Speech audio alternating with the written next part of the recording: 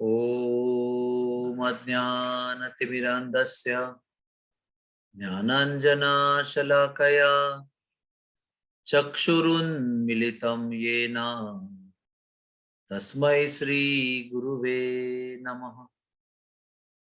श्रीचैतन्यमनोभीष्टं स्थापितं येन भूतले स्वयं रूपः कदा मह्यं ददाति स्वपदान्तिकम्। श्रीकृष्ण चैतन्य प्रभु नित्यानंद श्री अद्वैत गदाधर श्रीवासदि गौर भक्त वृंद। हरे कृष्णा कृष्णा कृष्णा हरे हरे, हरे राम राम राम हरे हरे।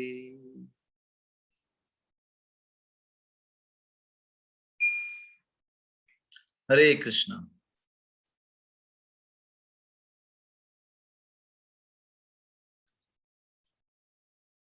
तो महाभारत कथा श्रृंखला के इस छठे पुष्प में आप सबका स्वागत है। और पिछली बार जब हमने कथा समाप्त की थी तो उसमें जरत्कारु जो ऋषि थे उनका विवाह जरत्कारु सर्पकन्या से हुआ और आस्तिक मुनि का जन्म हुआ। ये आस्तिक मुनि बड़े ही महर्षि के रूप में उनका परिचय है महाभारत में।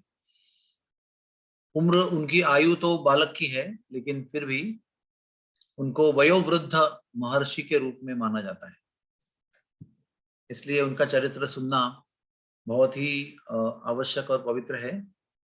और महाभारत के अनुसार आस्तिक मुनि एक बड़े ही श्रेष्ठ महर्षि थे। पिछली कथा हमारी आदि पर्व के 48वें अध्याय पे समाप्त हुई थी।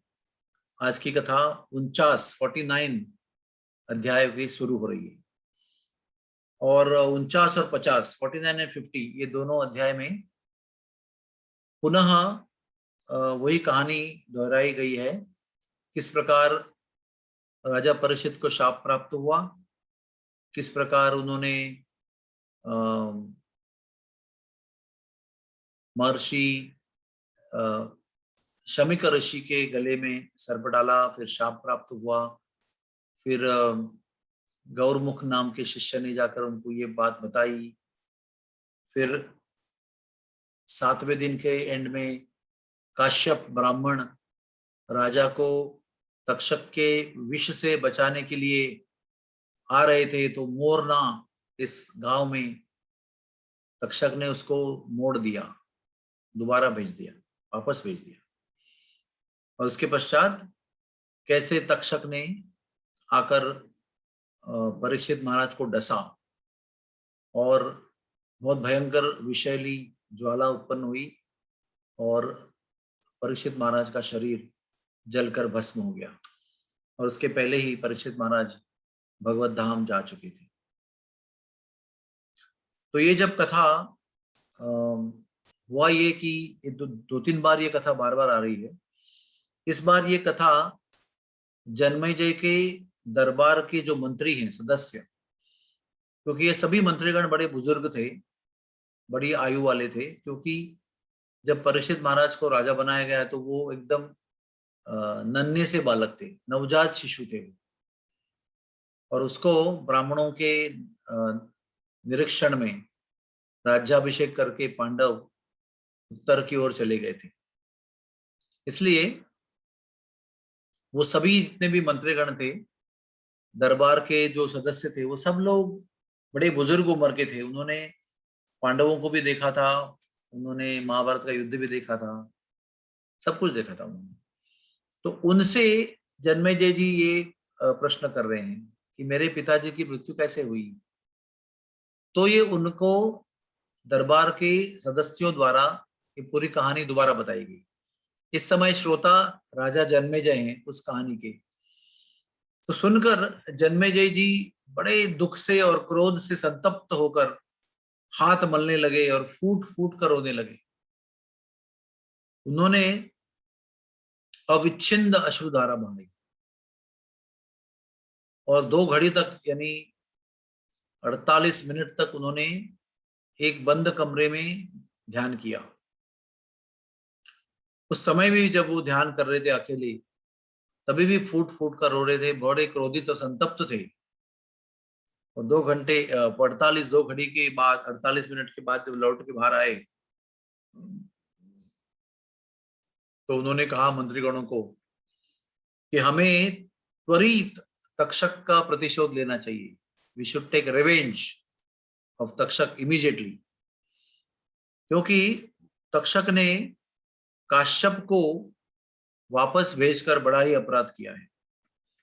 अगर वो काश्यप ब्राह्मण को वापस नहीं भेजते मोरना गांव से, तो तक्षक के द्वारा तक्षक के द्वारा डसने के बाद भी उनको पुनरुज्जीवित किया जा सकता था और वो बच सकते थे। तो तक्षक ने दुगना अपराध किया है। एक तो डसा है, ऊपर से बचाने वाले ब्राह्मण को भी वापस भेज दिया है, और तीसरा उनका अपराध यह है कि उत्तंक मुनि का भी उन्होंने अपराध किया है।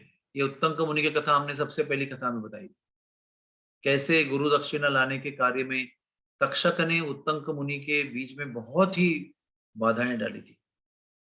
तो अपने गुरु दक्षिणा को अपनी गुरु माता को देकर उत्तंक मुनि सीधे जन्मेजय के पास आए थे। तो ये प्रतिशोध की बात पर सभी मंत्रियों ने समर्थन दिया। फिर पुरोहितों को, ऋत्विजों को, सदस्यों को, यज्ञों के सदस्यों को, सबको बुलाया गया और सभी को बुलाकर राजा पर जन्मेजय ने प्रश्न पूछा कि मैं ऐसा कौन सा कार्य करूं, कौन सा यज्ञ करूं, आप बताइए, जिसमें मैं ये सारे सांपों को अग्नि में जलाकर भस्म कर सकता। आप बड़े विद्वान हैं, आप पुराणों में, वेदों में ढूंढ कर मुझे बताइए कि कौन सा ऐसा कार्य है जो मेरे हित में और शत्रुओं के घात में कार्य करे। तो सभी विद्वान सदस्यों ने बताया कि एक ही कार्य है जो आपके विचार के अनुकूल है, वो है सर्प सत्र। सर्प सत्र यज्ञ करना पड़ेगा। और पुराणों में भी ऐसा लिखा गया है कि ये सर्प सत्र बड़ा ही अद्वितीय यज्ञ है और सब कोई राजा इसको कर नहीं सकते हैं चाहते हुए भी, लेकिन शास्त्र के अनुसार और पुराणों में दिए हुए कथना के अनुसार ये केवल आप ही कर सकते हैं। परिषद ने कहा कि बिल्कुल निश्चित रूप से मैं इस यज्ञ का अनुष्ठान करूंगा। और इस तरह से यज्ञ की निश्चिति हुई, यज्ञ स्थली की निश्चिति हुई और जन्मेजय को इस सर्पसत्र यज्ञ की दीक्षा दी गई। मैं आपको प्रश्न पड़ता होगा कि ये दीक्षा क्या होती है। एक दीक्षा आध्यात्मिक गुरु से शिष्य को प्राप्त होती है, जिसको मंत्र दीक्षा कहते हैं, जिसको मंत्र प्राप्त होता है। गुरुजी शिष्य को अपना लेते हैं और अपनी छत्र छाया में उसको आध्यात्मिक उपदेश करते हैं, आत्मशुद्धि करके उसको भगवत धाम भेजने का प्रयास करते हैं। और एक होती है सीमित काल की दीक्षा। अगर अश्वमेध यज्ञ करना है तो अश्वमेध यज्ञ के पुरोहित अश्वमेध यज्ञ के यजमान को उस यज्ञ के लिए सीमित काल के लिए दीक्षित करेंगे। जो पिछले युगों में अश्वमेध यज्ञ, राजसूय यज्ञ, वाजपेयी यज्ञ कई साल हुआ करते थे और राजा या यजमान इतने वर्ष तक अपने राजमहल को छोड़कर यज्ञशाला में कुटी में रहकर ब्रह्मचर्य व्रत का नियम पूर्वक पालन करके इस यज्ञ की पूर्ति तक यज्ञशाला में ही रहा करते थे, पत्नी के साथ शयन नहीं किया करते थे। तो उस समय जो उस यज्ञ के लिए विशिष्ट रूप से जो दीक्षा दी जाती थी उसको कहते थे यज्ञ दीक्षा। तो इस प्रकार से जन्मेजय की सर्प सत्र यज्ञ की दीक्षा संपन्न हुई और सर्प यज्ञ की सिद्धि के लिए सब कुछ तैयारी की गई और यज्ञस्थली को नाप लिया गया, यज्ञस्थली को बनाया गया यज्ञस्थली के आसपास ब्राह्मणों के रहने का इंतजाम किया गया। यज्ञस्थली के आसपास धान्य के, घी के और यज्ञ सामग्री के भंडार बनाए गए। और अचानक एक विघ्न हुआ उसमें। एक वास्तु शास्त्र विशारद, विद्वान, बुद्धिमान और अनुभवी वयोवृद्ध पुरोहित वहां पर आया, जो सूत्रधार था, शिल्पवेत्ता था, इन यज्ञ कुंड को बनाने वाला था। उसने ऐसा कहा कि जहां यज्ञ मंडप बनाया जा रहा है, उसे देखकर ऐसा लगता है कि एक ब्राह्मण आकर इस यज्ञ को पूर्ण होने नहीं देगा। तो परीक्षित जन्मेजय तुरंत ही आदेश देते थे, क्योंकि जब यज्ञ की दीक्षा हो गई, यज्ञ मंडप बनाया गया, यज्ञ की स्थली बनाई गई, तो उसके बाद में उसको दोबारा चेंज करना मुमकिन नहीं था। जैसे हमारे शहरों की शादी में एक बार आपने एडवांस देकर अगर कोई हॉल बुक कर लिया शादी के लिए, तो उसको आप चेंज नहीं कर सकते, ना तारीख चेंज कर सकते, ना जगह चेंज कर सकते। आपका धन जो है वो व्यर्थ चला जाएगा। ऐसे ही कुछ तांत्रिक कारण था जिसकी वजह से हमारे मन में तुरंत एक प्रश्न आता है कि क्यों न यज्ञस्थली को चेंज किया जाए। उसकी दिशा, इतना अनुभवी, विद्वान, बुद्धिमान, विशारद व्यक्ति था, उसके कहने पर उसको दिशा बदल के उसका वास्तु का दोष निवारण कर सकते थे, लेकिन नहीं हो पाया। तो राजा जन्मेजय ने तुरंत वहां पर आदेश दिया कि किसी भी व्यक्ति को यज्ञ मंडल में, यज्ञस्थली पे बिना अनुमति प्रवेश न दिया जाए। इसका मतलब सिक्योरिटी बहुत टाइट कर ली उन्होंने और किसी भी व्यक्ति को अंदर आने से मना कर दिया। यज्ञ आरंभ हुआ। मैंने पिछली बार भी बताया था, जब यज्ञ आरंभ होने जा रहा था, सभी ब्राह्मण जो है वो काले वस्त्र पहनकर आए, क्योंकि ये मारण यज्ञ था, सर्प को मारने का यज्ञ था। उसके अनुसार मंत्र उच्चारण करने वाले थे, उसके अनुसार श्लोक उच्चारण करने वाले थे, उसके अनुसार आहुति अर्पण करने वाले थे।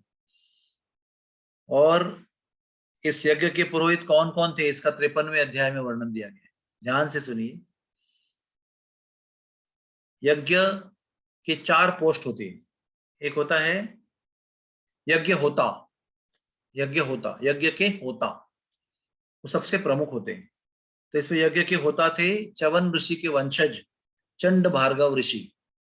ये विख्यात प्रसिद्ध कर्मकांडी थे। फिर दूसरे होते हैं यज्ञ उद्गाता। तो यज्ञ उद्गाता कौत्स ब्राह्मण थे। फिर एक होते हैं यज्ञ ब्रह्मा, वो जैमिनी ऋषि थे। और चौथे होते हैं यज्ञ अध्वर्यु, ये शारंगरव यानी और पिंगल ऋषि। 2 ऋषि थे, शारंगरव और पिंगल ऋषि।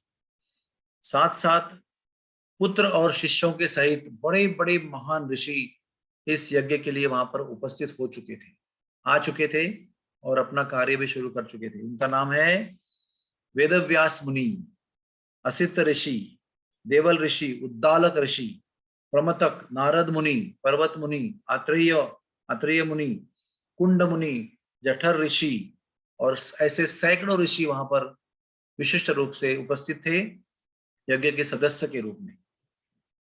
और वो सारे सदस्य, होता, अध्वर्यु, उद्गाता और ब्रह्मा इतने शक्तिशाली थे कि इनके मंत्र उच्चारण करने से, विशिष्ट मंत्र उच्चारण करने से धड़ाधड़ आकाश से सर्प जो है वो यज्ञ कुंड के अग्नि में गिरने लगे।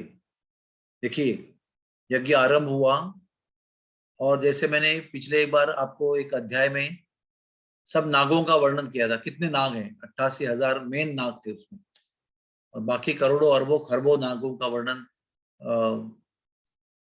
उग्र श्रवा जी कह रहे हैं कि मैं नहीं कर सकता, इतने नाग है उसके अंदर। तो प्रत्येक नाग का नाम लेकर, जैसे ओम वासुकियाय नमः, स्वाहा, ऐसे मंत्रोच्चारण करते थे। तो उस समय तड़फड़ाते हुए, हृदय में कपकपी लेकर, उछलते हुए, लंबी सांस लेते हुए, पूंछ फनों से एक दूसरे को लपेटते हुए, सफेद, काले, नीले, वृद्ध और बालक सारे सांप चित्कार करते हुए अग्नि में गिरने लगे। कुछ कुछ सांप 1 कोस लंबे थे, कुछ कुछ सांप 4 कोस लंबे थे, रंग बिरंगी थे, कुछ केवल गाय के कान इतने छोटे से थे, और बड़े वेग से लाखों करोड़ों अरबों और सी संख्या में वो अग्नि में गिर रहे थे। काफी करोड़ों नागों का संहार हो गया।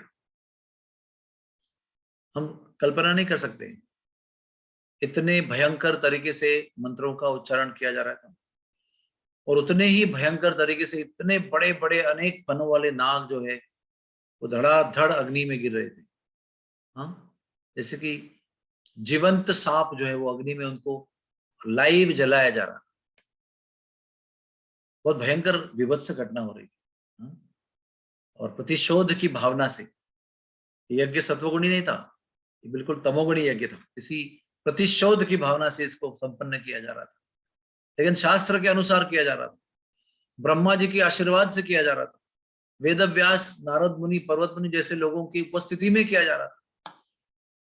इसलिए ये तमोगुणी होने पर भी बोनाफाइड है, योग्य यज्ञ चल रहा है, क्योंकि पृथ्वी से उपद्व्याप और कष्ट और पीड़ा देने वाले अनंत नागों को नष्ट करने के लिए इसको बनाया गया था। तो तक्षक तक ये बात पहुंची।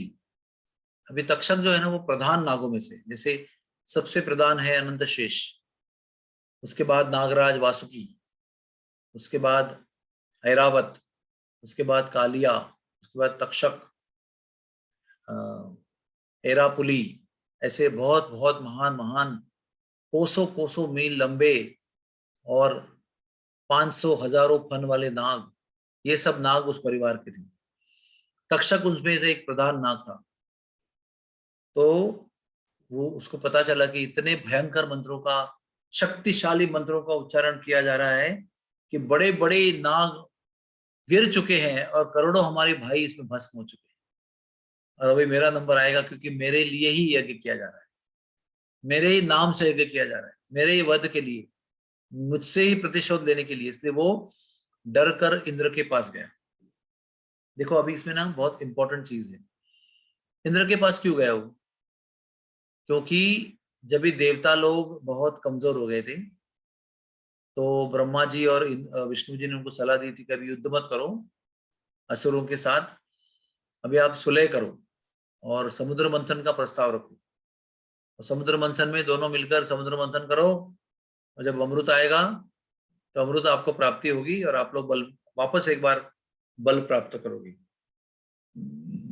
तो ये समुद्र मंथन करने के लिए वासुकी नाग को डोरी के रूप में उपयोग किया गया। ये वासुकी कोई साधारण नाग नहीं है, ये संपूर्ण नागों का राजा है। ये बड़ा धर्मशील, बड़ा शक्तिशाली, कोसों मील लंबा, अनेक फनों से युक्त ऐसा ये सर्वश्रेष्ठ मणियों से संपृक्त तेजस्वी नाग है। और उन्होंने, उस नाग ने देवताओं की सेवा की, देवताओं के पक्ष में समुद्र मंथन की रस्सी बने वो, तो देवताओं पर उसका उपकार था, इसलिए इंद्र की मित्रता के कारण वो इंद्र के पास गया और इंद्र की शरण ली उसने। तो बताया कि अभी मेरे नाम से मंत्र पुकारा जाएगा तो मैं अग्नि में भस्म हो जाऊंगा, आप मुझे आश्रय दीजिए, मैं आपको शरण ले रहा हूँ। तो इंद्र ने अपने इंद्र पद के गर्व से और अहंकार से कहा, चिंता मत करो, तुम मेरे यहाँ किसी भी प्रकार के सर्प यज्ञ के भय से मुक्त हो, डोंट वरी। मैंने पहले ही पितामह ब्रह्मा से तुम्हारे लिए वरदान मांगा हुआ है, और तुम्हारे लिए मैंने उनको प्रसन्न किया था। तो इसमें जब भी यज्ञ तो जारी था, तक्षक के ऊपर संवाद चल रहा है, यज्ञ जारी है, धड़ाधड़ सांप गिर रहे हैं उसके अंदर, तो वासुकी बड़े दुखी हो गए, बड़े धर्मात्मा थे वो, बड़े दुखी हो गए और अपनी बहन जरत्कारु से जाके मिले, जिसका विवाह जरत्कारु नाम के ऋषि से किया गया था, और उनके द्वारा अस्तिक मुनि का जन्म भी हुआ था। तो जाकर वो अपने बहन से पुकारते, बहन जी, मेरा शरीर जो है ना वो उद्वेग से तड़प रहा है, मुझे चक्कर से आ रही है, मैं बड़े मोह में गिर रहा हूं, मुझे बड़ा दुख हो रहा है कि मेरे पूरे वंश का, पूरे परिवार का नाश हो रहा है। मैं आपको याद दिलाना चाहता हूं कि आपका विवाह जरत्कारु ऋषि से किस लिए किया गया, ताकि आपको पुत्र प्राप्ति हो, और वो पुत्र प्राप्ति हो चुकी है आस्तिक मुनि के रूप में। क्यों नहीं आप आस्तिक मुनि को अपने जीवन कार्य के लिए, जिसके लिए उसका जन्म हुआ है, उसके लिए भेजते हो? भेज दो उसको, यज्ञ को बंद करवाओ, बंद करवाओ बहन जी, बंद करवाओ। मेरी बुद्धि भ्रष्ट हो रही है, मैं दिशाहीन हो रहा हूं। अभी 54वें अध्याय में जरत्कारु अपने पुत्र आस्तिक को बुलाती है, पूरा वृत्तांत दोबारा सुनाती है और यज्ञ करवाने की इच्छा प्रकट करती है। कहती है, बेटा तुम्हारे मामाओं का जीवन तुम्हारे हाथ में है, तुम्हारा जन्म ही तुम्हारे मामाओं की रक्षा करने के लिए हुआ है। तो फिर आस्तिक मुनि वासुकी के पास जाते हैं, मतलब अपने मामा जो नागराज हैं। कहते हैं, मामा जी आप निश्चिंत रहिए, मेरी मंगलमयी वाणी से मैं जन्मेजय को संतुष्ट करूंगा और उसका यज्ञ बंद करवा दूंगा, और मैं इसको करने के लिए सक्षम हूं। मुझ में विश्वास रखिए और इंतजार कीजिए। तो आस्तिक मुनि वहां से निकलते हैं, बालक अवस्था में है, बिल्कुल बालक हैं, और यज्ञ मंडप पर पहुंच जाते हैं। यज्ञ मंडप जो है वो सूर्य और अग्नि के समान तेजस्वी और प्रकाशमान था। सभी पुरोहित अलौकिक तेज से संपन्न थे, और आस्तिक मुनि वहां पहुंचते तो सबका तेज और यज्ञ मंडप का आभा और तेज देखकर प्रभावित हो जाते। द्वारपाल उनको जन्मेजय की आज्ञा के अनुसार रोक लेते हैं। तो आस्तिक मुनि जो है ना, जहां पर खड़े उनको रोका गया है, वहीं पर खड़े होकर यज्ञ, अग्नि और पुरोहित, इन सब का गौरव करना आरंभ कर देते हैं। 4 वस्तुएं, यज्ञ, अग्नि, पुरोहित और सदस्य, इन सब का गौरव करते हैं। देखिए आप ध्यान से सुनिए, अपनी बालक की बड़ी मधुर वाणी में, विद्वत्ता पूर्णता से, पूरे साक्षात्कार के साथ यहाँ पर आस्तिक मुनि जो है वो गौरव कर रहे हैं। आपका यज्ञ जो है, जैसे चंद्र देवता ने, सोम देव ने यज्ञ किया था, वरुण देव ने यज्ञ किया था, प्रयाग में ब्रह्मा जी ने यज्ञ किया था, उसके बराबर है। इंद्र और पुरु राजा के 100 यज्ञ के बराबर आपका एक यज्ञ है। आपका यज्ञ यमराज ने किया हुआ यज्ञ जैसा है, हरि मेधा ने किया हुआ, रांति देव ने किया हुआ, महाराज गय, शशबिंदु, कुबेर, नृग, अजमिड़, युधिष्ठिर, वेदव्यास, इनके बराबर है। आपके ऋत्विज का मतलब क्या होता है? जो यज्ञ में आहुति अर्पण करते हैं, मंत्र उच्चारण करते हैं, पाठ करते रहते हैं। आपके ऋत्विज सूर्य के समान तेजस्वी है। इसमें सर्वश्रेष्ठ ऋत्विज वेदव्यास मुनि है। और यहाँ पर जितने भी महान महान साधु विराजमान है, जैसे विभावसु, चित्रभानु, महात्मा, हिरण्यरेता, हविष्य भोजी, कृष्णत्वर्मा, ऐसे अग्नियों का जो अलग अलग स्वरूप है, वो अग्नि आपके यज्ञ में हविष्य पाने के लिए बड़े आतुर हैं। मैं देख रहा हूं जन्मेजय, आप एक अतुलनीय राजा हैं, आपकी तुलना किसी से नहीं की जा सकती। फिर भी वरुण, धर्मराज, यमराज जैसे प्रजापालन में उत्कृष्ट हैं, दक्ष हैं, वैसे आप भी प्रजापालन में श्रेष्ठ हैं। खटवांग, नाभाग और दिलीप सूर्य से भी अधिक प्रचंड तेजस्वी हैं आप। भीष्म जैसे ब्रह्मचर्य का व्रत पालन करने में आप श्रेष्ठ हैं। खटवांग, नाभाग और दिलीप जैसे राजा के पराक्रम की बराबरी आपसे की जा सकती है। आप महर्षि वाल्मीकि के समान तेजस्वी हैं, वशिष्ठ मुनि के समान क्रोध पर विजय प्राप्त करने वाले, देवराज इंद्र की तरह आप प्रभुत्व और ऐश्वर्य में श्रेष्ठ हैं, और भगवान नारायण की तरह आपके अंग कांति हैं। राजा जन्मेजय, सदस्य, ऋत्विज, अग्निदेव, सब लोग प्रसन्न हो गए। जिस प्रकार से गौरव और स्तुति की गई आस्तिक मुनि के मुख से, उसकी मधुर और सुंदर वाणी से, जन्मेजय जी सुन रहे हैं, तो उन्होंने उनको अंदर बुलाया। अब तक रोक के रखा था, लेकिन सब लोग उनके मधुर वाणी से, मधुर गौरव से बड़े प्रसन्न हो गए। और जन्मेजय ने कहा कि वैसे तो आप बालक हैं, लेकिन आपकी वाणी एक वयोवृद्ध नहीं, ज्ञान वृद्ध योगी की तरह है, ज्ञान वृद्ध ऋषि की तरह है। इसलिए मैं आपको त्वरित एक वरदान देना चाहता हूं। तो सदस्य कहते हैं जो यज्ञ में बैठे हुए हैं, महाराज जिस कार्य के लिए आपने यज्ञ शुरू किया है अब तक समाप्त नहीं हुआ है। आपके प्रधान शत्रु तो तक्षक हैं, वो अब तक अग्नि में नहीं गिरे हुए हैं, उनका अभी दर्शन भी नहीं हो रहा है, उनको भी आना बाकी है। जब आकाश में हमारे मंत्रों के प्रभाव से वो दर्शन होगा तक्षक का, सिर नीचे और पूंछ ऊपर, और बड़ी तेज गति से हमारे अग्निकुंड की ओर आते हुए जब हम उनको देखेंगे, तब आप इनको वरदान देना। तब हमारे यज्ञ की संपूर्ति होगी और ब्राह्मण को वरदान दक्षिणा दान करने का समय योग्य होगा। तो जन्मेजय कहते हैं ठीक है, बिल्कुल ठीक है, आप तक्षक का मंत्र उच्चारण कीजिए। तो ऋत्विज कहते हैं महाराज तक्षक तो इंद्र भवन में छुपे हुए हैं, इसलिए अभी तक वो बाहर नहीं निकल पा रहे हैं। तो जन्मेजय यज्ञ होता, हाँ यज्ञ होता को क्या नाम था उनका, चंडी, चंड भार्गव, च्यवन ऋषि के वंशज थे वो। उन्होंने एक भयंकर मंत्र का उच्चारण किया, ओम तक्षकाय स्वाहा। और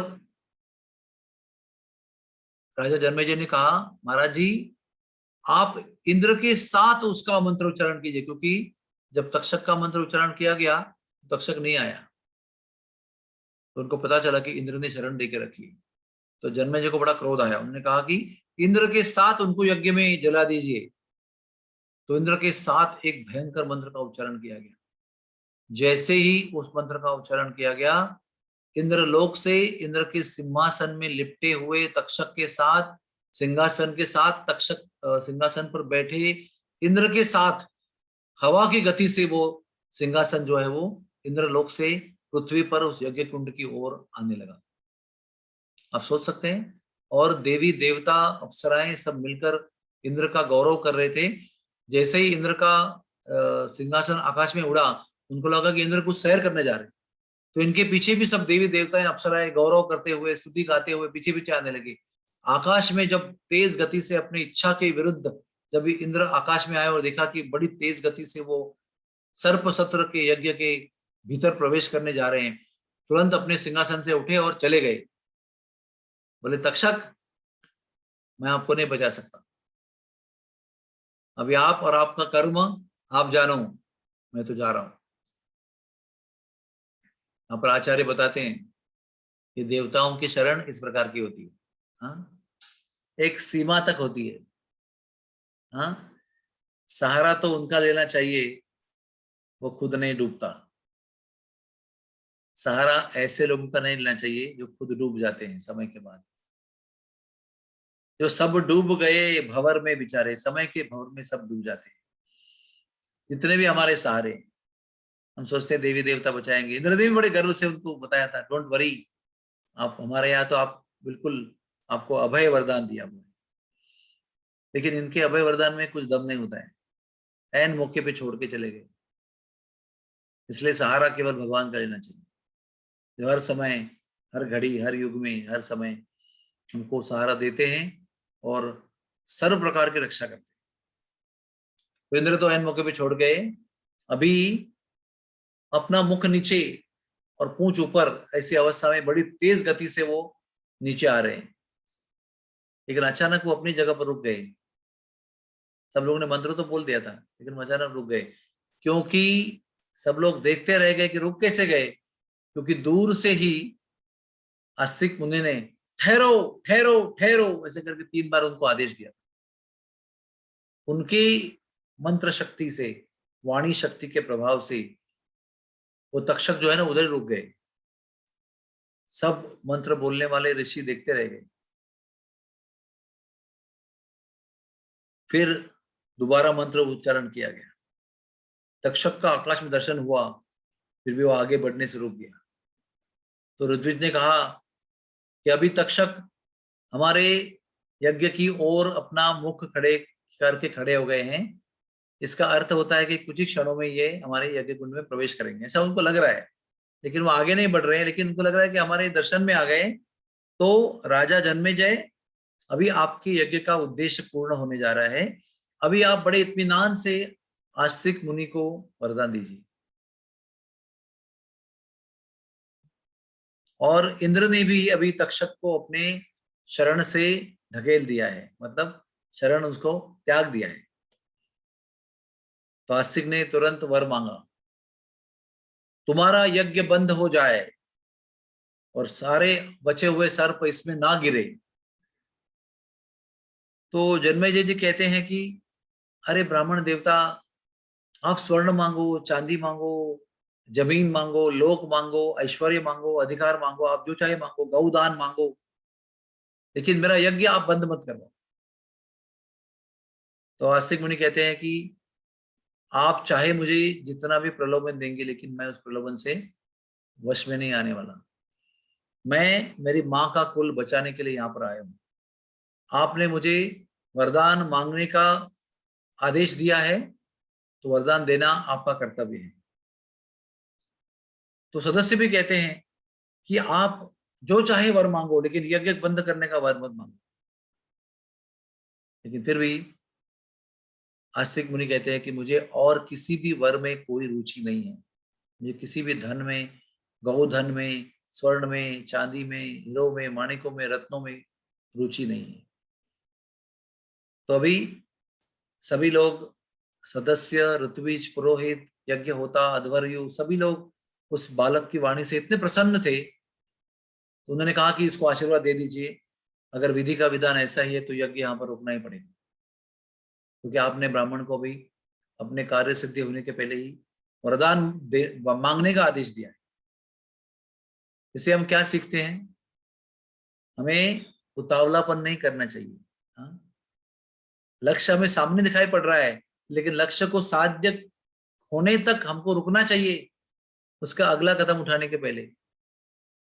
लेकिन इनको अपने पहले बताए हुए मंत्रों से इतना श्रद्धा हो गई थी कि अपने मंत्र तो उच्चारण कर लिया है, इंद्राय स्वाहा तक्षकाय स्वाहा, उन दोनों को तो गिरना ही उसके अंदर।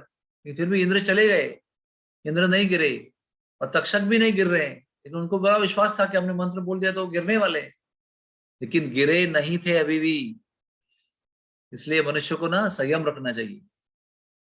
जिस कार्य को मन में लेकर हमने कार्य शुरू किया है, उस कार्य को पूर्ण होने तक, वो पूर्ण होने के बाद करने वाला कार्य नहीं करना चाहिए। We have to wait till the purpose is fulfilled. This is called as overconfidence. क्या कहते हैं उसको हिंदी में? ओवर कॉन्फिडेंस, अति विश्वास, अति आत्मविश्वास। इसके वजह से जो चीज होने वाली थी वो होते होते रुक गई। इसके पीछे और भी एक कारण है, क्योंकि ब्रह्मा जी ने पहले ही तथास्तु आदेश, आशीर्वाद दे दिया था उस यज्ञ को रोकने के लिए। उन्होंने कहा था कि सारे सर्प जो है वो सर्प यज्ञ में नहीं जलेंगे। जो धर्मशील है, जो महात्मा है, जो सद्गुणी है, विचारी है, सदाचारी है, वो धर्म का पालन करने की वजह से इसमें जलने से बचेंगे। और जो जिन्होंने माता के षड्यंत्र में सहभाग दिया है, अधर्म के पालन में सहभाग दिया है, वो सब जल के भस्म हो जाएंगे। इसलिए विधि के विधान के अनुसार भी सभी सांपों को मरना नहीं था उसके अंदर। तो जिसके लिए, जिसके नाम से यज्ञ किया गया, वो स्वयं बच गया, तो वो भी, उसने अपने माता को उसके अधर्मी षड्यंत्र में सहभाग नहीं दिया था। वासुकी ने भी नहीं दिया था, इसलिए वो भी नहीं जले। और सारे सर्प जो बचे हुए थे वो सब इकट्ठा हो गए वहां पर, और वो इतने प्रसन्न थे, इतने छोटे से भांजे ने हमें बचाया। वे अभी भी देहात में एक कहावत होती है कि क्या कहते हैं उसको, 100 बच्चे और एक भांजा। भांजे को बड़ा महत्व दिया गया है, वो 100 व्यक्तियों में से एक, 100 ब्राह्मण से भी श्रेष्ठ होता है। तो भांजे पर सभी मामा सर्प लोग बड़े प्रसन्न हो गए। तो उसने फिर उनसे आशीर्वाद मांगा। मैं आशीर्वाद मांगा कि देखो, ध्यान से सुनो। एक तो जन्मेजय ने बहुत बड़ी दक्षिणा दी उसको। ये तो वरदान तो दिया ही, यज्ञ रोक ले, तुरंत यज्ञ रोक लिया, यज्ञ की परिपूर्ति कर ली, समावर्तन कर लिया। सभी सदस्यों को बहुत प्रचुर मात्रा में गौदान, रत्नदान, स्वर्णदान किया, पुरोहितों को दक्षिणा दिया, सबको संतुष्ट किया, भरपूर साधना उन्होंने उनको दक्षिणा दे दी। उसके पश्चात उन्होंने कहा, हे आस्तिक मुनि, हम आपसे इतने प्रसन्न और प्रभावित हैं कि जब मैं अश्वमेध यज्ञ करूंगा तो उसमें हमारे यज्ञ के सदस्य के रूप में आप आना, मैं आपको अभी भी निमंत्रण दे रहा हूं। तो आस्तिक मुनि सब सर्पों को लेकर लौट गए और वासुकी नागराज से मिले। तो वासुकी ने कहा, वर मांगो, आपने हमारे सारे आपके मामाओं का, नागवंशों का रक्षण किया है। तो आस्तिक मुनि कहते हैं कि जो भी ये मेरा आख्यान का वर्णन करेंगे, यानी अभी जो कथा हमने बताई, ये कथा जो भी पढ़ेगा या सुनाएगा किसी को, उस ब्राह्मण को या मनुष्य को आप लोग नागों के भय से मुक्त कर दीजिए। उसको सर्पों के कारण कोई भय नहीं होना चाहिए, सर्प दंश से उसकी मृत्यु नहीं होनी चाहिए। तो तुरंत वासुकी ने तथास्तु कह दिया। इसका अर्थ होता है कि यह आस्तिक मुनि का जो आख्यान महाभारत में दिया है, इसका वर्णन करने वाले को और सुनने वाले को किसी भी सांप से कोई भय नहीं बचता। तो अभी हम आपको वो 4 जो श्लोक हैं तो आपको बताएंगे।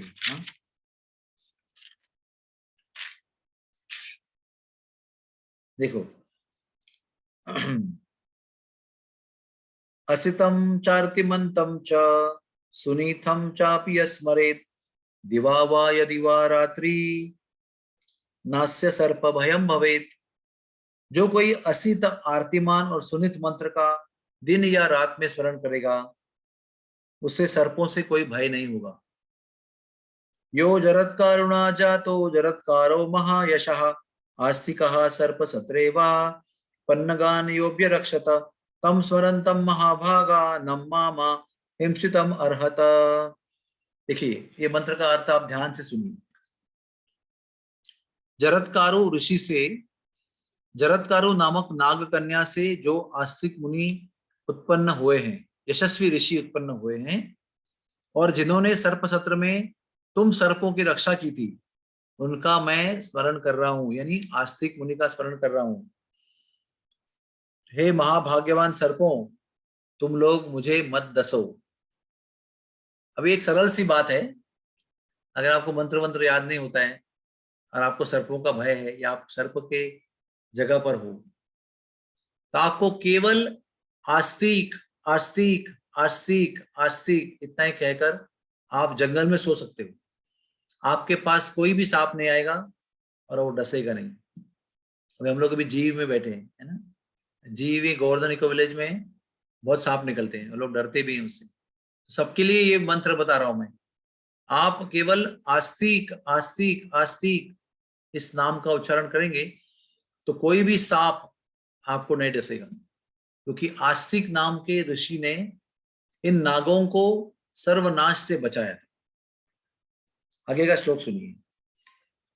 सर्पा सर्पम सर्पा सर्पम भद्रम ते सर्प अपसर्प भद्रम ते गच्छ सर्प महाविश जन्मे जयस्य यज्ञान्ते आस्तिकम वचनम स्मर।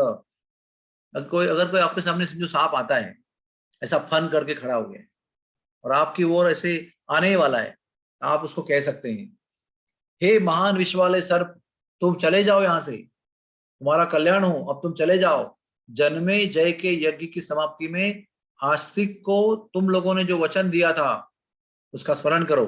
यानी वासुकी नाग ने सब नागों की ओर से ये वचन दिया था कि जो भी आस्तिक मुनि की याद करेगा उसे हम नहीं डसेंगे। इसके आगे जाकर और एक श्लोक है। आस्तिकस्य वचः श्रुत्वा यः सर्पो न निवर्तते शतधा भिद्यते मूर्धिम शिंश वृक्षु फलम यथा। जो सर्प आस्तिक के वचन की शपथ सुनकर भी नहीं लौटेगा और आप पर आक्रमण करने को आएगा, उसके शीश के सैकड़ों टुकड़े हो जाएंगे। आप भी इसका अनुभव कर सकते हो। अगर आपने आस्तिक का नाम उच्चारण करने के बाद भी अगर सांप आपके सामने आया तो आपके सामने उस सांप के शर के 100 टुकड़े हो जाएंगे। इस प्रकार उग्रश्रवा सूत ने आस्तिक के उपाख्यान का वर्णन किया, जिसका पाठ करने पर यानी श्रवण करने पर, सुनने पर, कहने पर सर्पों से कोई भय नहीं होता। इस प्रकार से ये आस्तिक का जो उपाख्यान है ये पुण्य की वृद्धि करने वाला है, ये काम क्रोध आदि शत्रुओं का दमन करने वाला है, और इसे सुनकर हम सब लोग सर्प के भय से इस जन्म के लिए मुक्त हो चुके। हरे कृष्णा। अभी इस यज्ञ के समय यज्ञ की समाप्ति हो गई, अभी सबकी दक्षिणा हो गई, लेकिन जन्मेजय फिर भी उद्विग्न थे। तभी यज्ञ की शुरुआत का एक प्रसंग यहाँ पर वर्णन किया गया है। यज्ञ के अंत होने के बाद में 60वें अध्याय में जन्मेजय को जैसे ही यज्ञ दीक्षा प्राप्त हुई, उस समय तुरंत ही वेदव्यास जी वहां पर आए। वेदव्यास जी वहां पर आए और उनको श्रेष्ठ आसन दिया गया। और देखिए ये 60वां अध्याय है, और 60वें अध्याय में ऐसा बताया गया है कि बड़े ही सुंदरता से पाद्य, आचमनीय, अर्घ्य और गौ भेंट देकर व्यासदेव का पूजन किया गया। पाद्यम आचमनीयम च अर्घ्यम च गाम च विधानतः पितामहाय कृष्णाय तद तद अर्हाय न्यवेदयत। अभी व्यासदेव जी ये जन्मेजय जी के पितामह हैं, क्योंकि ये धृतराष्ट्र, पांडु और विदुर के पिताजी हैं, अनौरस पिताजी, यानी उन्होंने अपने मंत्र बल से उनको जन्म दिया था। तो इनको बहुत सुंदर आसन दिया गया, मधुपर्क दिया गया, स्वागत किया गया, और बछड़े के साथ दूध देने वाली गाय दान दिया गया। तो कहा गया कि वेदव्यास जी यहाँ पर जन्मेजय के गौ भक्ति से बड़े प्रसन्न हो गए। और वेदव्यास का थोड़ा सा इधर इतिहास भी दिया गया है कि वेदव्यास जी पराशर मुनि और सत्यवती के पुत्र थे, सिद्ध अवतार थे। जैसे जन्म हुआ वैसे उनको 16 साल का शरीर प्राप्त हुआ, और जन्म होते ही अपने आप ही उन्हें सारे शास्त्रों का साक्षात्कार उनके हृदय में प्रकट हुआ। तप, वेद अध्ययन, व्रत, उपवास, इंद्रिय दमन और यज्ञ करने के बाद भी महान महान ऋषियों को अनंत करोड़ों वर्षों तक जो साक्षात्कार प्राप्त नहीं होता है, वो साक्षात्कार वेदव्यास जी को, कृष्ण द्वैपायन जी को जन्म होते ही प्राप्त हो गया। वे परब्रह्म, अपरब्रह्म, त्रिकालदर्शी कवि, परम पवित्र और सत्यव्रत परायण थे। शंतनु की वंश परंपरा के वृद्धि के लिए उन्होंने पांडु, धृतराष्ट्र और विदुर को जन्म दिया था। तो जन्मेजय ने उनको विनती की, स्वागत करने के बाद में वेदव्यास जी ने उनको बड़ा सुंदर आशीर्वाद दिया। तो जन्मेजय जी कहते हैं कि कृपा करके मेरे पूर्वजों का मुझे वर्णन सुनाइए। तो उस समय सत्कार और पूजन से संतुष्ट वेदव्यास मुनि ने अपने शिष्य वहां पर जो उपस्थित थे, वैशंपायन ऋषि, उनको आदेश दिया कि आप मुझसे सुने हुए महाभारत ग्रंथ का पूरा वर्णन जन्मेजय को सुनाइए। तो व्यासदेव जी को प्रणाम करके वैशंपायन जी ने अपना कथन आरंभ किया।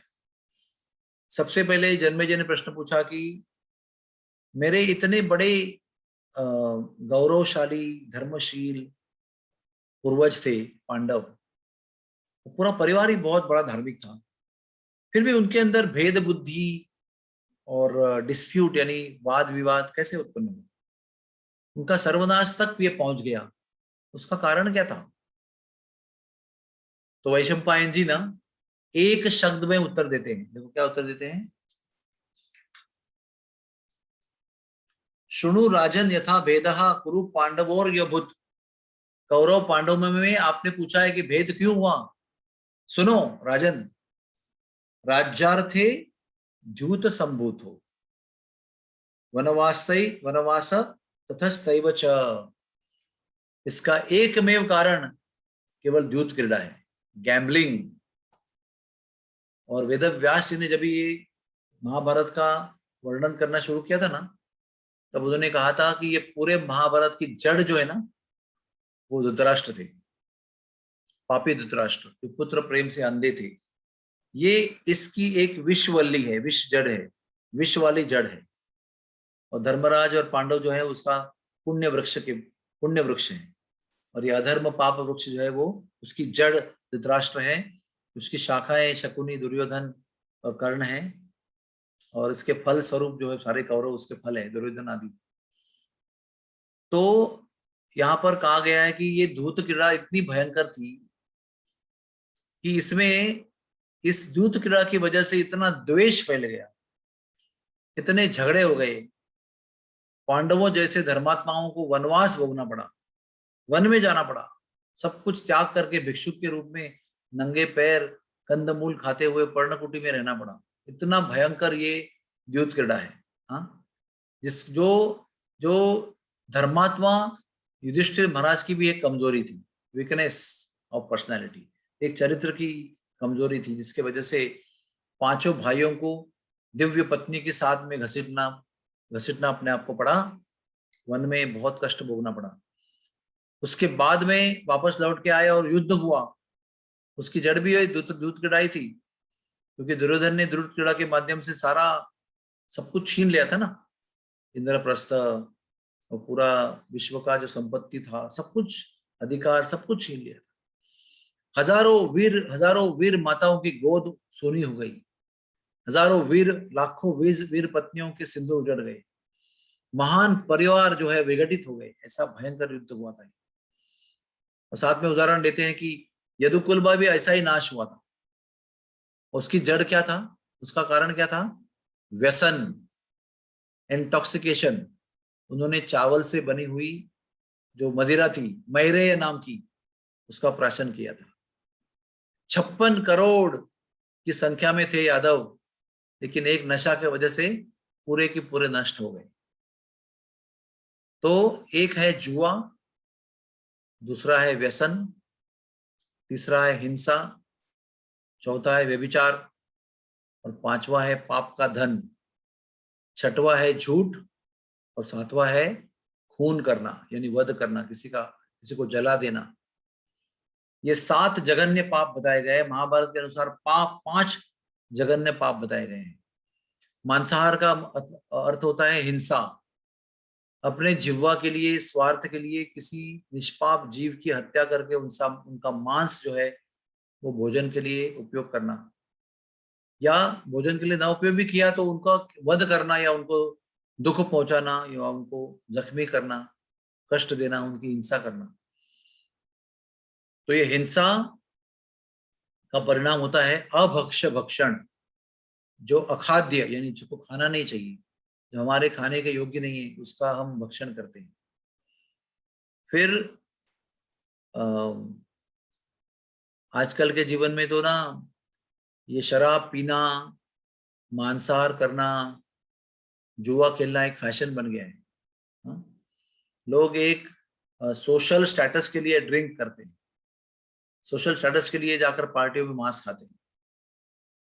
तो इसलिए सबका चरित्र जो है कलयुग में बहुत हीन और निम्न दर्जे का बन गया है। तो ये 4 नियम जो बताए गए ना, ये 4 नियम का पालन करने से कली के प्रभाव से हम लोग कलयुग में रहते हुए मुक्त रहेंगे। कलयुग में रहते हुए भी हम सत्ययुग की तरह रह सकते हैं। हमारा खुद का ये अनुभव है, जब से हमने ये 4 नियम का पालन शुरू किया है, तब से कलयुग वाले लोगों का हमारा संपर्क ही टूट गया है। हमारा संपर्क कई सालों से अभी केवल भक्तों से है, जो सत्ययुग जैसे जीवन को बिताते हैं, 4 नियम का पालन करते हैं, भगवान नाम का जप लेते हैं, सत्संग करते हैं, प्रसाद खाते हैं, तीर्थ यात्रा करते हैं और कथा सुनते हैं। ऐसे ही लोगों से हमारा संपर्क बचा है। परिवार के लोग भी इतने अभी निकट संपर्क में नहीं है, नहीं ऐसा नहीं, लेकिन उनका संग इतना उत्कट नहीं जितना भक्तों का है। जितना सत्ययुगी जैसे लोगों का सत्संग है, उतना प्रभावी संग उन लोगों का नहीं।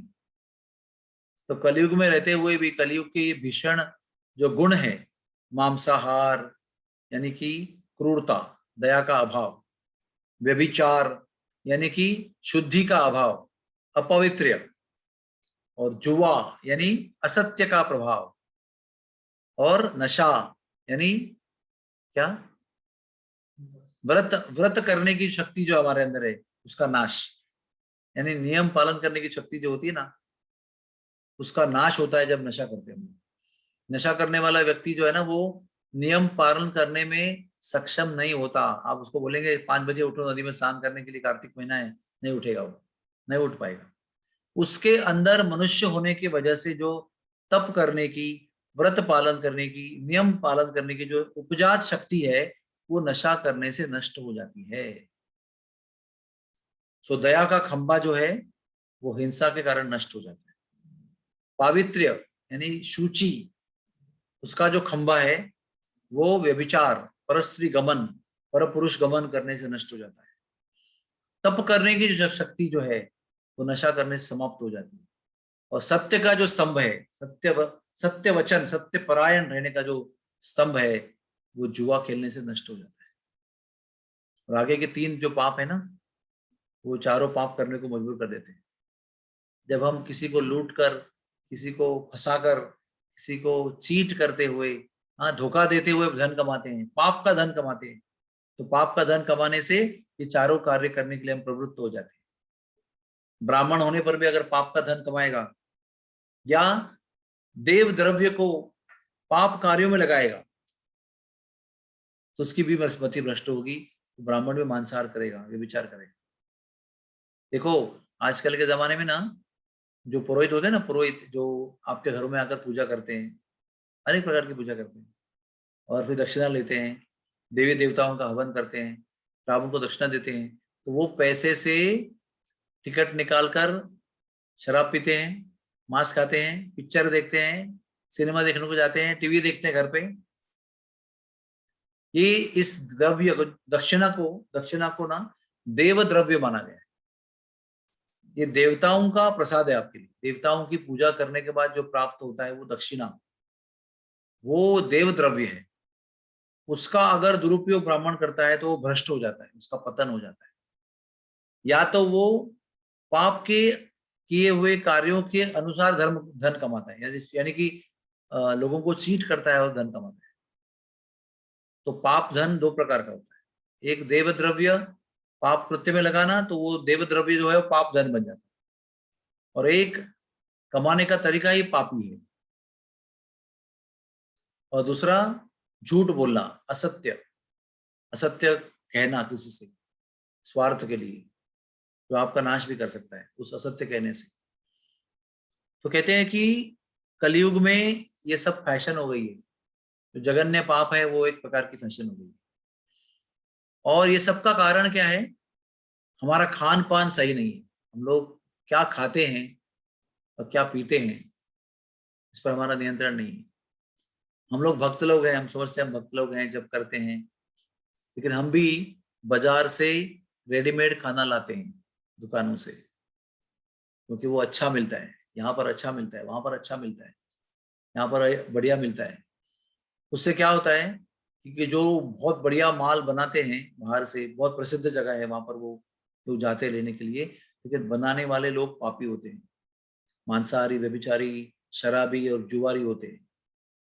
और रात में सब गंदे काम करते हैं, दिन में आकर नौकरी करते हैं, और आपका जो फेमस प्रकार का खाना है, शाकाहारी खाना, वो बनाते हैं। या तो जो पापमयी खाना है, यानी कि मांसाहार है, अंडा है, लहसुन प्याज है, ये जो अभक्ष्य भोजन है, वो करने से हमारी मति भ्रष्ट हो जाती है। लोग मन प्रश्न पूछते हैं कि इतने बलात्कार क्यों हो रहे हैं, इतने डकैत क्यों हो रहे हैं, लोग इतने आतंक क्यों मना रहे हैं, मचा रहे हैं। ये नहीं रुकने वाला है। जब तक हमारा आहार शुद्ध नहीं होगा तब तक हमारी मति शुद्ध नहीं हो सकती है। अभी कार्तिक महीना आ रहा है, बहुत इंपॉर्टेंट क्या है? अपने मति को, चेतना को शुद्ध बनाए रखना बहुत जरूरी है। इसलिए कार्तिक में हम तो चतुर्मास के चारों महीनों में व्रत लेते हैं कि बाजार का बनाया हुआ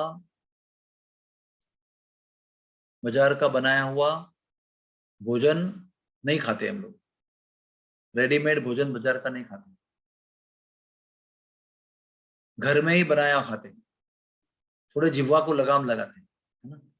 जो नमकीन जो हमको बहुत अच्छा लगता है, बाजार में रेडीमेड मिलता है, वो नहीं खाते हैं। अगर भक्तों ने बनाया हुआ है, जो दीक्षित भक्त बनाते हैं, उनका ही हमारा हॉस्पिटल में दुकान है, वहां का हम खा सकते हैं। लेकिन जो लोग बाहर के हैं, जो 4 नियम का पालन नहीं करते हैं, पाप करते हैं अपने जीवन में, लेकिन बहुत बड़े रसोइया हैं, एक्सपर्ट कुक्स हैं, उनके हाथों से जब हम भोजन करते हैं तो उनकी मति, जो पाप मति है, उसका परिणाम हमारी मति पे होता है। भले हम लहसुन प्याज के बगैर का तथाकथित शुद्ध भोजन कर रहे हैं, लेकिन भोजन में दो दो अंग होते हैं, एक सूक्ष्म और एक स्थूल। सूक्ष्म अंग वो है, उसके पीछे की भावना कौन बना रहा है, वो किस भावना से बना रहा है, वो सूक्ष्म अंग होता है। और स्थूल अंग वो है जो आपको अच्छा लगता है बहुत, तो दिखने में भी लहसुन प्याज से मुक्त है। तो ऐसे भोजन करने से हमारी मति भ्रष्ट हो जाती है। अशुद्ध खान पान के बाद हम क्या करते हैं? हाँ, अश्लील चित्रपट देखते हैं, यूट्यूब, फेसबुक, हाँ, पोस्टर्स, पिक्चर्स, व्हाट्सएप, ये सब के अंदर जो है ना, हमारी नजरों के अंदर वो आ जाता है, और फिर आता है तो हम देखते भी हैं उसको। और जब अश्लील चित्रपट, अश्लील फोटो, तस्वीरें हम देखेंगे, तो हमारा हमारा जो मन है वो दूषित तो होगा ना, दूषित होगा, कलुषित होगा, पाप प्रवृत्ति जगेगी उसके अंदर। और उस पाप प्रवृत्ति जगने से जब नंगी तस्वीरें देखेंगे, कुछ वीडियो देखेंगे, तो मन में वही विचार आएंगे। इसी की वजह से बलात्कार होते हैं। बलात्कार रोकने का सबसे इंपॉर्टेंट तरीका है, जड़ से हमारा भोजन जो है वो अशुद्ध खाना बंद करना चाहिए, वो उसकी जड़ है। अभक्ष्य और अशुद्ध भोजन अपने जीवन से नष्ट होना चाहिए, केवल शुद्ध भोजन करना चाहिए। कलिकाल कलिकाल बिहाल किए मनुजा, कोई मानत नहीं अनुजा तनुजा। ये गोस्वामी जी कह रहे हैं, तुलसीदास जी क्या कहते हैं कि कलिकाल में इतना हाल खराब हो गया मनुजा यानी मन का, कि अनुजा यानी छोटी बहन, और तनुजा यानी हमारी बेटी। तनुजा हमारी तन के द्वारा उत्पन्न हुई बेटी, और अनुजा जो हमारी छोटी बहन, इसका भी भेदभाव व्यक्ति नहीं करता है। जिसका खान पान अशुद्ध है, उसका मन भी अशुद्ध है, उसकी क्रिया भी अशुद्ध हो जाती है, उसकी चेतना भी अशुद्ध हो जाती है। इसलिए कोई मानत नाही अनुजा और तनुजा, ये अवस्था हो जाती है। ब्रह्मचर्य न भाग्यम, ऐसी पढ़ाई होनी चाहिए जिसमें ब्रह्मचर्य का पालन होना चाहिए। पूरी तरह से लड़कियों को, लड़कों को ब्रह्मचर्य का पालन करते हुए अध्ययन करना चाहिए। कन्याओं के चरित्र का विशेष रक्षा होनी चाहिए। हमारे घर में जो कन्याएं हैं, उनके विषय में, उनके चरित्र का हम लोगों को विशेष रक्षा करनी चाहिए, क्योंकि सती नारी ही एक सर्वश्रेष्ठ देश का मूल है। देखिए, दानशूर, पराक्रमी, चरित्रवान, महात्मा, धर्मशील, ये सब जो पुरुष के वर्णन मैंने किए ना, ऐसे महान पुरुष आकाश से नहीं गिरते हैं और धरती फोड़कर भी बाहर नहीं आते। ये सब किसी माँ से, माँ के कोख से जन्म लेते हैं। और ऐसे पुरुष तब जन्म लेंगे अपनी माँ के कोख से जब माँ जो है वो चरित्र संपन्न होगी, चरित्रवान होगी, पवित्र हृदय की होगी, पवित्र आचरण की होगी, पवित्र संग में होगी, उसका चरित्र सुरक्षित होगा और संस्कारित होगा। ऐसे सती नारी के गर्भ से ऐसे महान पुरुष जन्म लेते हैं और उनसे ही समाज बनता है।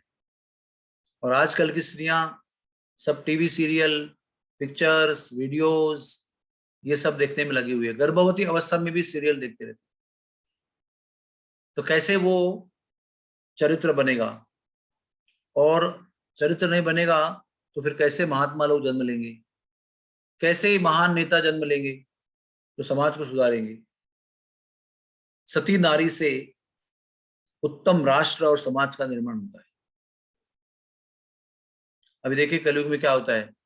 अभी कोई महान, कोई धनी लोग क्या करते हैं, वो कथा का आयोजन करते हैं। तो एक कथा में ऐसे ही एक धनी व्यक्ति ने कथा आयोजित की थी, बहुत बहुत बड़ा खर्च किया था, हजारों लोगों को भोजन खिलाया जा रहा था, बहुत भव्य कथा का मंडप बनाया गया था। और कथा आरंभ होती थी तो कुछ ही समय के बाद में कथा जिसने आयोजित की है उसकी धर्मपत्नी कथा में से उठकर जाती थी और उनके ही घर में कथा वाले महाराज का निवास का व्यवस्था किया गया था। तो फिर दूसरे दिन उन्होंने पूछा कि माता जी आप तो हर रोज कथा में से बीच में उठकर चली जाती है, क्या कारण है? हमारी कथा आपको अच्छी लगती नहीं कि हम लोग अच्छा बोल नहीं पाते हैं? तो माता जी बोली, देखो महाराज जी, आपसे मैं झूठ कैसे बोल सकती हूँ? आप कथा शुरू करते हैं, उसके बाद में एक मशहूर सीरियल का समय हो जाता है, मुझे उस सीरियल की याद आती है। वो इतना अच्छा सीरियल है महाराज जी, क्या बताऊं कि इतना अच्छा सीरियल है कि मैं कथा में नहीं बैठ सकती, मैं सीधा उठकर घर पे आके वो सीरियल देखती हूँ। और लाउड स्पीकर लगा हुआ है तो वो आपका कथा भी सुनाई पड़ते रहता है, लेकिन मैं सीरियल देखती रहती हूँ। अभी ऐसी कथा सुनेंगे तो कथा में इतना बड़ा खर्च हो रहा है, क्या लाभ होगा? इस प्रकार का कार्य आज चल रहा है, धर्म के कार्य भी इस प्रकार से ढोंगी रूप में किए जा रहे हैं। तो हम सब लोग अपने आप को भक्त कहते हैं, जप करते हैं, 4 नियम का पालन करते हैं। हमको भी ढूंढना चाहिए कि हम लोग धर्म के नाम पर क्या क्या गलत काम कर रहे हैं। हाँ? होटल में खा रहे हैं, जाके समोसा खा रहे हैं, रास्ते में पानी पूरी खा रहे हैं, समुद्र किनारे किसी स्टॉप में जाकर कुछ चीज खा रहे हैं। ये सब चीजों से हमारी मति भ्रष्ट हो जाती है, संस्कार और चरित्र नष्ट हो जाता है। आज के तो लोग हम जैसे लोग भक्त लोग जो होते हैं ना, वो कंठी और तिलक लगा के भी जाते हैं सिनेमा देखने के लिए। इतना हमारा जो वर्तन व्यवहार जो है वो नीचे गिर चुका है। तो एनीवेज, तो सूचना ये है कि महाभारत हमको बता रहा है कि हमें इन जघन्य पापों से बचना चाहिए। बात कहाँ से निकली थी? वैशंपायन जी को जन्मेजय ने पूछा कि हमारे पूर्वजों का इतना विध्वंस कैसे हुआ? तो उन्होंने कहा कि द्यूत क्रीड़ा की वजह से हुआ, गैम्बलिंग की वजह से। तो किसी भी प्रकार से भगवान को प्राप्ति करने की इच्छा रखने वाले किसी भी व्यक्ति को कभी भी किसी प्रकार का जुआ नहीं खेलना चाहिए। शेयर मार्केट में भी अपना पैसा नहीं लगाना चाहिए। यहाँ सेफ पैसा है वही लगाना चाहिए, यहाँ पर कोई जुए का काम नहीं है। सिंपल तरीके से आपका पैसा बढ़ेगा, वहीं पर आपको डालना है। रोज के ट्रेडिंग में नहीं बैठना चाहिए हमको, उससे हमारी जितनी भी कमाई हुई चेतना है वो सब नष्ट हो जाती है। आप सुबह जब करेंगे, फिर शेयर मार्केट जाएंगे, साफ करके लौट के आएंगे। जितना भी आपने आध्यात्मिक जीवन में कमाई किया है वो सबको नष्ट करके लौट कर आएंगे, उसका नष्ट करके ध्वंस करके लौट के आएंगे। तो आगे जाकर 62वें अध्याय में, जो आज के हमारे कथा का आखिरी विषय है, 62वें अध्याय में महाभारत का गौरव बताया गया है। ये महाभारत का गौरव शुरुआत में भी बताया गया था, हमने भी कहा था, लेकिन बीच बीच के अध्याय में महाभारत का गौरव बहुत अच्छी तरह से और आगे आता है।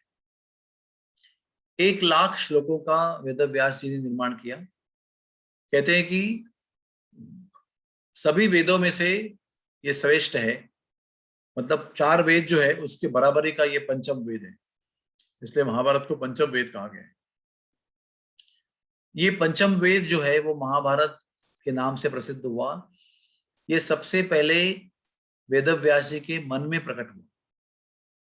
3 साल तक उन्होंने केवल मन में इसकी रचना की। 3 साल तक नियम पूर्वक ब्रह्मचर्य का पालन करते हुए, नदी किनारे कुश आसन पर बैठते हुए, एकाग्रता से ब्रह्मचर्य का पालन करते हुए 3 साल तक उन्होंने चिंतन किया, मनन किया और मन में ये लाखों श्लोकों का महाभारत निर्माण किया। और उसके बाद में गणेश जी को आह्वान किया और उनके द्वारा उसको लिखवाया, लेकिन निर्माण उन्होंने 3 साल में किया। महाभारत सुनने के लिए योग्य व्यक्ति कौन है? जिसका चरित्र शुद्ध है, जो दानशूर है, सत्यवादी है और भगवान पर श्रद्धा रखने वाला है। ऐसा ही व्यक्ति महाभारत सुनने के लिए योग्य है। जो मन से, क्या कहते हैं उसको, दुटप्पी यानी डुप्लिसिटस, इसका हृदय जो है वो सरल हृदय नहीं है, ऐसा व्यक्ति महाभारत सुनने से कोई लाभ प्राप्त नहीं करता है।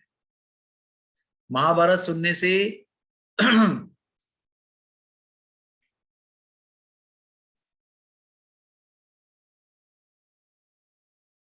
भ्रूण हत्या करने का पाप भी नष्ट हो जाता है। हम जानते हैं आजकल के लोग, एक एक भारत की बात करेंगे तो साल में 1 करोड़ बालकों का गर्भपात होता है। एक दिन में 30,000 बालकों का गर्भपात होता है, केवल भारतवर्ष में। बाकी के लोग दुनिया की बात ही नहीं करते। इतने लोग दिन दहाड़े कायदे का सहारा लेकर अपने बालकों को गर्भ से नष्ट कर रहे हैं, और ये बहुत ही जघन्य पाप माना गया है। लेकिन महाभारत अगर हम श्रवण करते हैं श्रद्धा से और सुनाते हैं किसी को, तो गर्भपात का जो पाप है वो भी नष्ट हो जाता है। महाभारत अगर कोई कन्या सुनती है तो बड़े ही, लाइट चली गई है, कोई बात नहीं है, डोंट वरी अबाउट इट। तो महाभारत की कथा अगर कोई व्यक्ति, अगर कोई कन्या सुनती है तो उसको वीर, जो कोई राजा के जैसा योग्य व्यक्ति है, ऐसे व्यक्ति से उसका विवाह हो जाता है। अगर कोई गर्भवती स्त्री महाभारत सुनती है तो उसको राजा जैसा पुत्र प्राप्त हो जाता है, जो राजा बनने योग्य है, यानी कि इसका चरित्र बहुत श्रेष्ठ है। आपको शायद सुनकर बड़ी खुशी होगी कि हमारे महाराष्ट्र के इतिहास में, ज्यादा नहीं, केवल 400 वर्ष पहले की बात है, जिजामाता, जो शिवाजी महाराज की माता है, उसने अपनी गर्भवती अवस्था में ब्राह्मणों के द्वारा महाभारत सुना था। पूरा महाभारत उन्होंने कई महीनों में सुना था। इसके वजह से उनको शिवाजी महाराज जैसे पुत्र की प्राप्ति हुई, जिसने 9 साल की उम्र में एक गाय की हत्या करने वाले कसाई का सर तलवार से अलग कर दिया था, 9 साल की बालक अवस्था में। ये सब महाभारत का परिणाम है। महाभारत का श्रवण करने से क्षत्रिय अपने शत्रु पर विजय प्राप्त करते हैं, वैश्य अपना श्रेष्ठ व्यवसाय करते हैं, शूद्र दीर्घायु बन जाते हैं, राजा प्रचंड पराक्रमी बनकर दीर्घायु बन जाता है। तो इस तरह से हमें पता होना चाहिए कि गर्भवती अवस्था जो है ना, ये बहुत इंपॉर्टेंट अवस्था होती है। इस अवस्था में महाभारत का श्रवण करने से सर्वश्रेष्ठ लाभ होता है, क्योंकि महाभारत ये सभी शास्त्रों का जो कलेक्टिव, एकत्रीकरण किया हुआ जो नॉलेज है वो महाभारत में है। ऐसा कोई कथा और नॉलेज महाभारत में नहीं है जो बाकी शास्त्र में नहीं है। बाकी शास्त्र में सब कुछ वही है जो महाभारत में दिया हुआ है। और महाभारत का श्रवण करने से धर्म, अर्थ, काम, मोक्ष, ये सब कुछ प्राप्त हो जाते हैं। अभी मैं आपको महाभारत के गौरव का वर्णन बताता हूँ। कुछ श्लोक मैंने यहाँ पर टिक करके रखे हुए हैं, मैं आपको बताता हूँ। देखिए, भ्रूण हत्या जैसे पाप को भी नष्ट कर देता है। अत्यंत क्रूर मनुष्य भी पापों से मुक्त हो जाता है। ये जय नामक इतिहास है। फिर अमित मेधावी व्यास जी ने इसे पुण्यमय सर्वश्रेष्ठ धर्मशास्त्र के रूप में वर्णन किया है, सर्वश्रेष्ठ अर्थशास्त्र के रूप में वर्णन किया है, और यह सर्वोत्तम मोक्ष शास्त्र भी है। और आगे देखिए, ये धन, यश, आयु, पुण्य तथा स्वर्ग की प्राप्ति कराने वाला है। इससे शाश्वत धर्म की प्राप्ति होती है महाभारत से। और वर्ष के 4 महीने चतुर्मास्य के हर व्यक्ति को, ब्राह्मण को भी ब्रह्मचर्य का नियम पूर्वक पालन करते हुए इस महाभारत का पाठ करना चाहिए। जो महाभारत का पाठ करता है उसी को ही वेदों में पारंगत माना जाता है। अगर कोई वक्ता है, कोई भागवतकार है, महाभारत का अध्ययन या कथन किए बिना वो सर्वश्रेष्ठ वक्ता नहीं बन सकता है। महाभारत से देवताओं, राजर्षियों, पुण्यात्मा ब्रह्मर्षियों के सब कुछ पाप धो दिए हैं, इनका चरित्र का वर्णन दिया गया है। देवेश्वर भगवान शिव और पार्वती का भी वर्णन इसमें है। ब्राह्मण और गौ का महात्म्य भी इसमें वर्णन किया गया है। जो विद्वान त्योहार के दिन ब्राह्मणों को इसका श्रवण कराते हैं या ब्राह्मण से इसका श्रवण करते हैं, उनके सारे पाप धुल जाते हैं और वो सनातन परब्रह्म यानी कि कृष्ण को प्राप्त कर लेते हैं। जो राजा इस महाभारत को सुनता है वो सारी पृथ्वी के राज्य का भोग करता है। जो गर्भवती स्त्री इसका श्रवण करती है वो राजा के गुण वाले पुत्र को जन्म देती है। कुमारी कन्या इसको सुनती है तो उसका शीघ्र विवाह हो जाता है।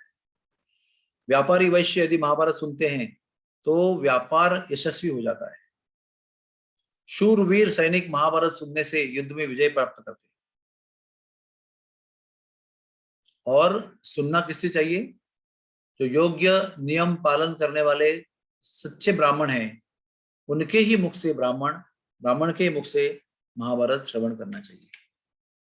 आगे जाकर बताया गया है जो श्राद्ध करते समय महाभारत का एक अध्याय क्यों न हो, एक छोटी कहानी क्यों न हो, सुनाते हैं, उनके पितर अक्षय तृप्ति प्राप्त करते हैं। और अगर श्राद्ध में महाभारत की कथा नहीं बताई गई तो श्राद्ध विफल हो जाता है। इसलिए आप लोगों को ध्यान रखना चाहिए, जब भी आप श्राद्ध करते हैं तो महाभारत की छोटी सी कथा क्यों न हो, उसका वर्णन करना चाहिए। जो महाभारत नाम का ये ग्रंथ जानता है वो सभी पापों से मुक्त हो जाता है। शक्तिशाली आप्तकाम मुनिवर व्यास जी प्रतिकाल सुबह उठकर स्नान संध्या आदि करके शुद्ध होकर ही उन्होंने ये महाभारत की रचना की है।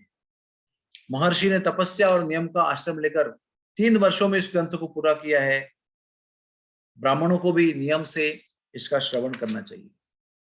आगे कहा गया है जो पुण्यात्मा मनुष्य शुद्ध श्रद्धा पूर्वक और इस अद्भुत इतिहास को सुनता है वो राजसूय, अश्वमेध और वाजपेय ये 3 यज्ञ का परिणाम प्राप्त करता है। अभी देखिए राजसूय, अश्वमेध और वाजपेय इन तीनों को ना कली वर्ज्य अध्याय में इसका वर्णन किया गया है। कली में जो वर्ज्य है इस अध्याय में इन तीनों का वर्णन किया गया है।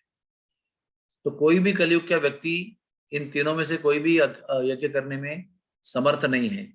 मैं आपको एक कहानी सुनाता हूँ। जयपुर का नाम जयसिंह राजा से दिया गया है और जयसिंह राजा बड़े बड़े धर्मवेत्ता थे। जगन गोविंद जी को उन्होंने अपने पूरे पूरे राजधानी के सेंटर में बिठा दिया। राजधानी के केंद्र स्थान में राजा का महल होता है, लेकिन जयसिंह राजा इतने भगवान के भक्त वैष्णव थे कि उन्होंने गोविंद जी को अपने राजधानी के केंद्र स्थान में इतना बड़ा स्थान दिया। 8 दरवाजे, 4 दरवाजे और हर एक एक दरवाजे में 4 दरवाजे, ऐसे 16 दरवाजे के बीच में गोविंद जी विराजमान है आज भी। तो जब जयसिंह राजा बने तो उनको लगा था कि अश्वमेध यज्ञ करना चाहिए। धन भी बहुत था। अगर आज वो बोलते तो चीटर ब्राह्मण लोग उनको कहते हाँ हम कर देंगे, आप चिंता मत करना, इतना इतना करोड़ रुपए दे देना, हम अश्वमेध यज्ञ संपन्न करेंगे। लेकिन उस समय के ब्राह्मण प्रामाणिक थे।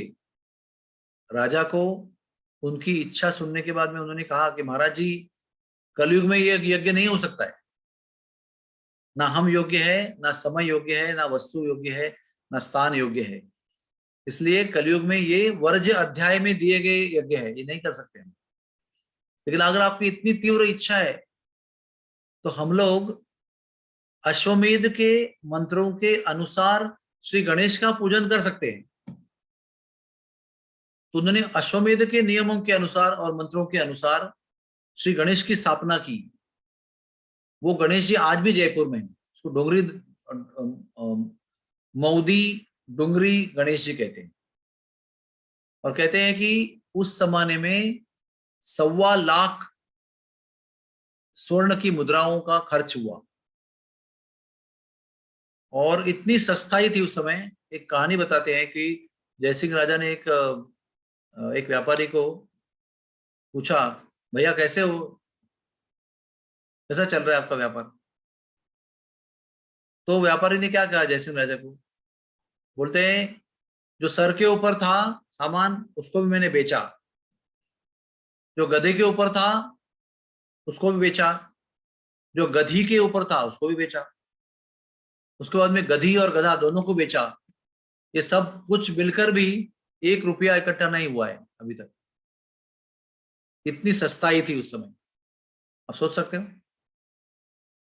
उस काल में केवल अश्वमेध के शुरू में जो गणेश जी का पूजन करके उनको स्थापना करते हैं, केवल उतना ही किया गया, और उसको उस काल में 1.25 लाख स्वर्ण मुद्राओं का खर्च हुआ। तो आप सोच सकते हैं कि अगर पूरा अश्वमेध यज्ञ करना है तो कितना खर्च होगा और कितना समय लगेगा उसमें। और आज भी वो गणेश जी उधर जयपुर में विराजमान है। तो कहने का तात्पर्य क्या है कि इतना बड़ा आयोजन करना पड़ता है, इतने योग्य ब्राह्मण इकट्ठा करने पड़ते हैं जो केवल मंत्र उच्चारण करेंगे तो मंत्र से यज्ञ के अंदर अग्नि उत्पन्न हो जाए। मंत्राग्नि कहते हैं उसको। हम लोग माचिस जलाते हैं फिर भी वो अग्नि लगता नहीं है, मशाल बनाते हैं कापूर लगाकर फिर भी वो बुझ जाता है।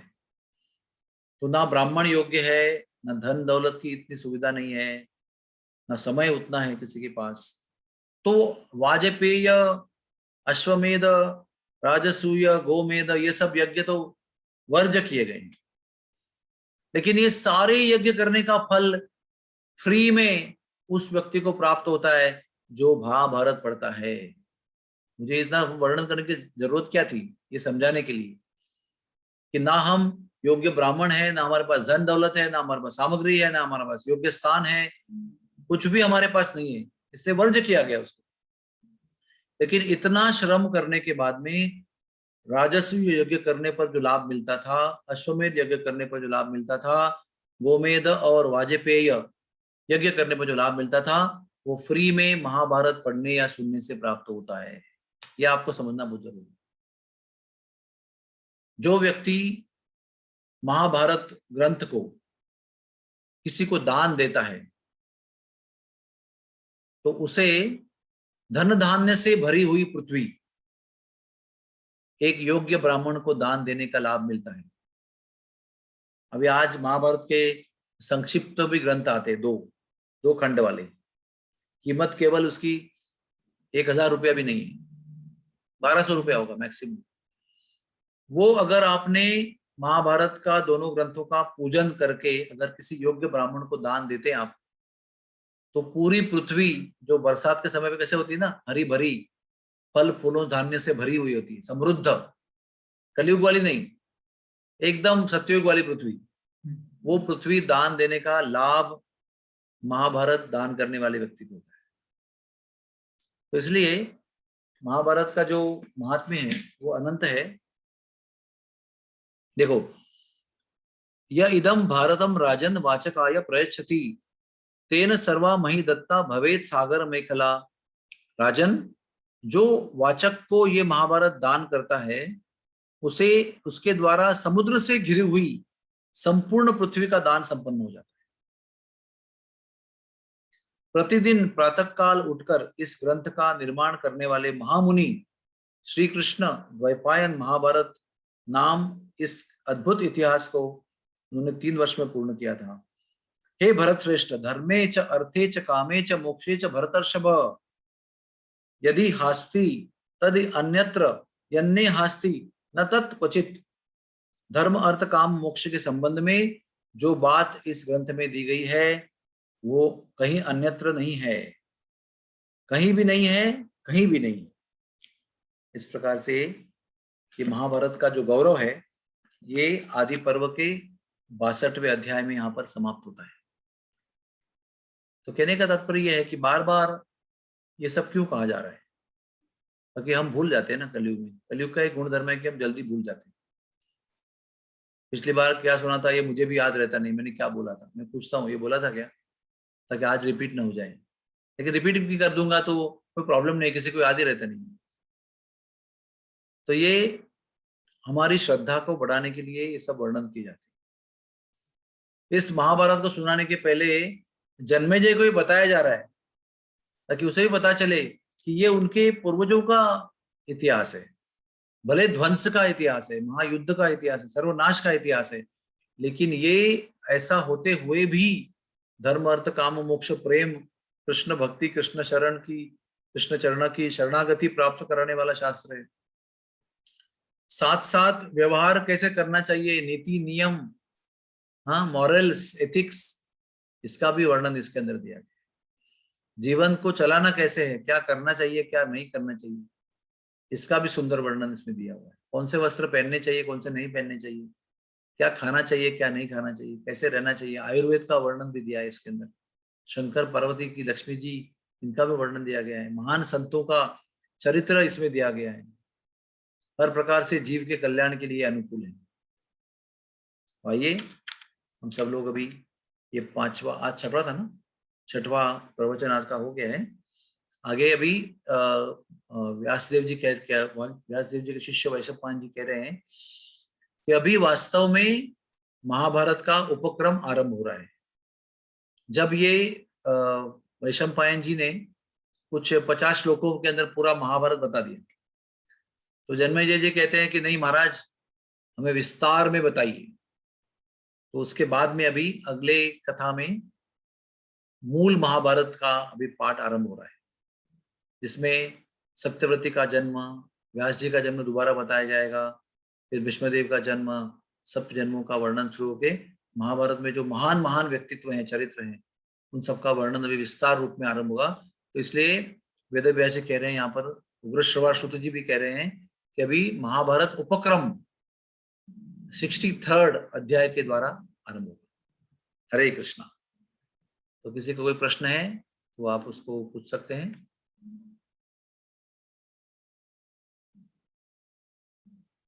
हरे Krishna. Anybody has any question?